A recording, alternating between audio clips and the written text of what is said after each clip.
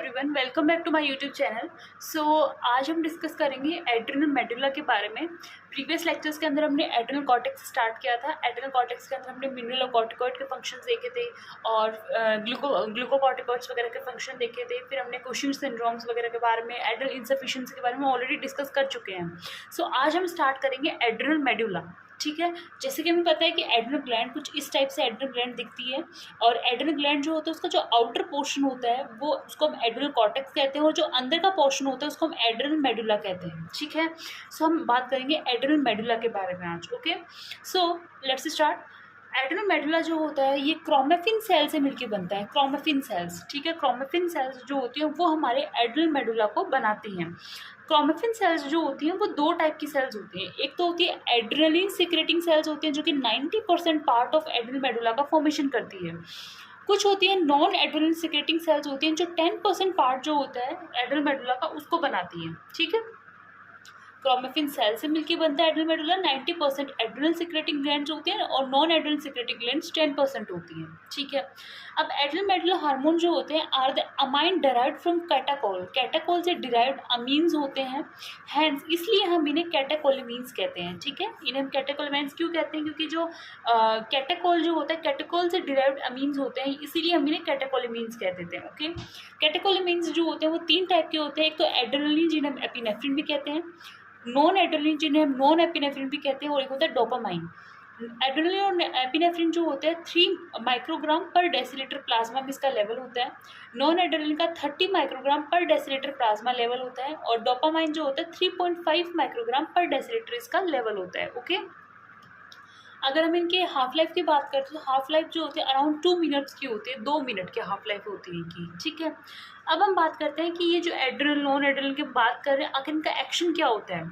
अगर हम इसका एक्शन इजीली समझ लेंगे तो हमें आगे जो हम पैथोलॉजी डिस्कस करेंगे उसमें भी थोड़ी आसानी रहेगी। ठीक है, एड्रिनल मेडुला के एक्शंस और अगर नॉन एड्रिनल के एक्शंस हम देखते हैं, सबसे पहले हम बात करते हैं मेटाबॉलिज्म के ऊपर। मेटाबॉलिज्म के ऊपर इनका क्या एक्शन होता है।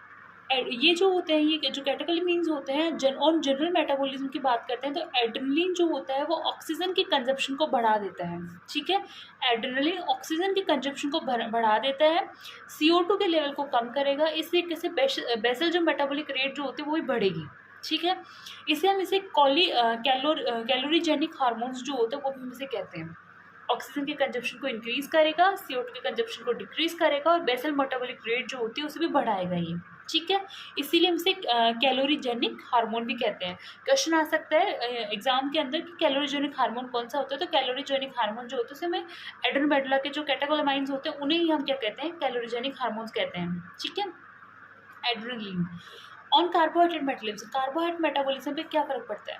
तो कार्बोहाइड्रेट मेटाबॉलिज्म में क्या होता है, ये जो है ब्लड ग्लूकोज के लेवल को बढ़ा देता है। ठीक है, किसकी हेल्प से? ग्लाइकोजिनोलाइसिस से in liver and muscles. Liver में और मसल्स में ग्लाइकोजन जो होता है उसको ब्रेक डाउन करवाता है और ग्लूकोज के लेवल को बढ़ा देगा। ठीक है, ये इसका जो है कार्बोहाइड्रेट के मेटाबॉलिज्म पे इसका एक्शन होता है।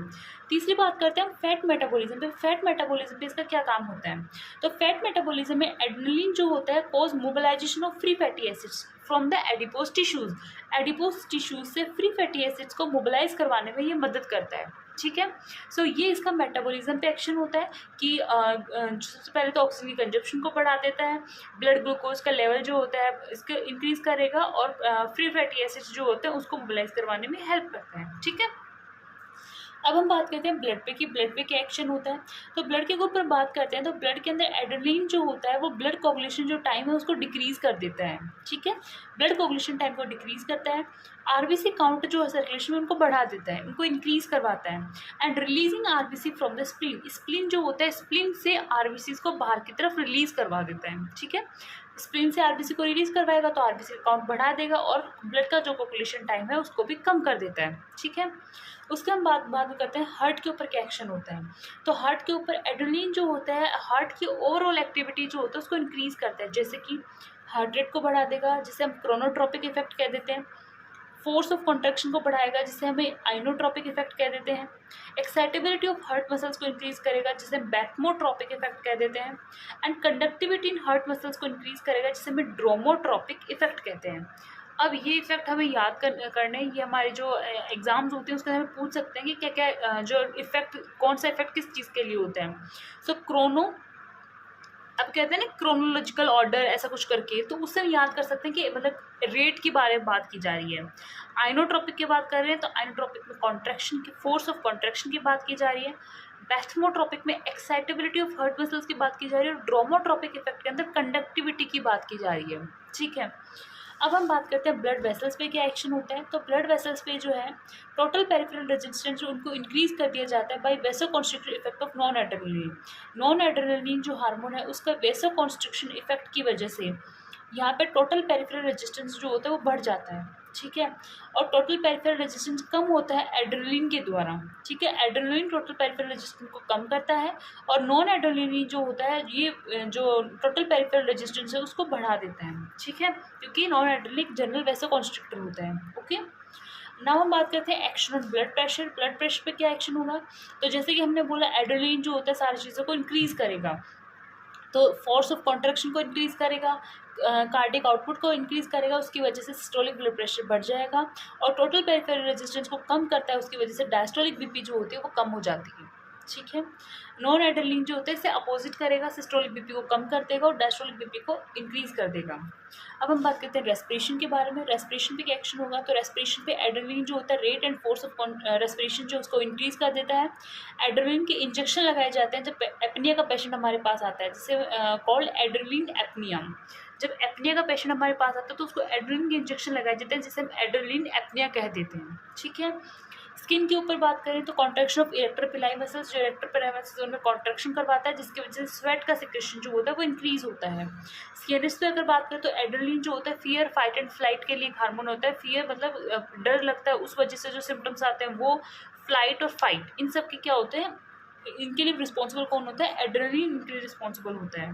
स्केलेटन मसल्स की अगर बात करते हैं तो एड्रेनलिन जो होता है सीवियर कॉन्ट्रैक्शंस कोज करता है, क्विक फैटिग जो है पेशेंट बहुत जल्दी थकान देखने को मिलेगी पेशेंट के अंदर। अगर स्केलेटन मसल्स की बात करते हैं तो एड्रेनलिन जो होता है cause severe contraction and quick fatigue. और now the action on smooth muscle.